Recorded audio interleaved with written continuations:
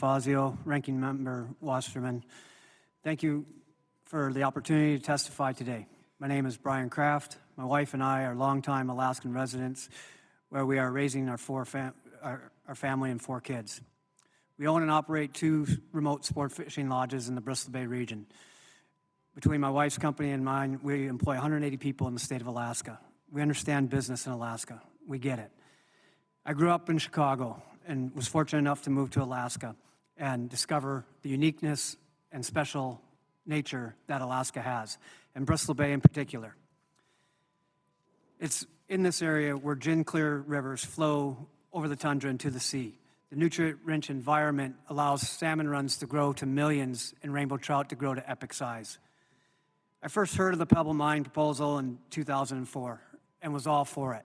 I actually thought, great, jobs, economic opportunity, this is what it's going to be about in this area.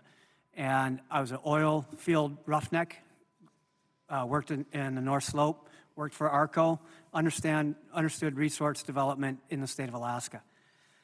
It wasn't until I actually had a client at the lodge from Newmont Mine, his name's Gary Dowdle. And Gary was at the lodge, and I asked him about Pebble, and this was about 2005. And he said, hey, Brian, fly me up over that area, show me where we're talking about. So I flew him up there, we landed, we got out, walked around, and this is before parts per billion, or dam size, or pit size, or cyanide, not cyanide. He just looked at it, and as a mining manager, he said, Brian, I've made my life living working in mines. We try and get it right, but most of the time there's mistakes that happen. We don't always get it right.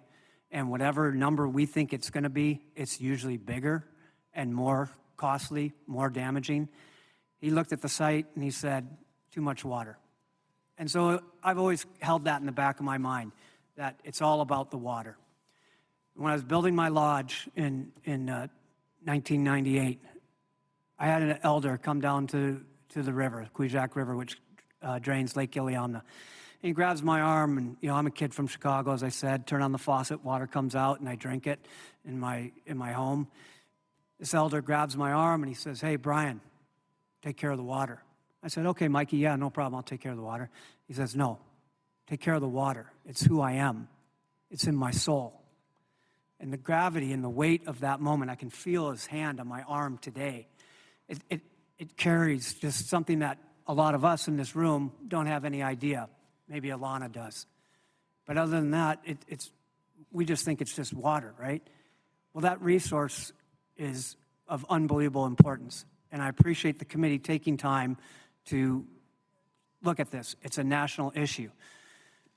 My industry, the sport fishing industry, touches every single state in the union. We've got clients from all over the country that come and visit the area. And to a person, they express how unique and special the area is. I've been involved in this battle for 15 years. I started an organization called the Bristol Bay Alliance to educate people and myself on what mining is and does. And the conclusion that I've come to, not being a scientist, is that the best mining decisions are made when it takes location into account.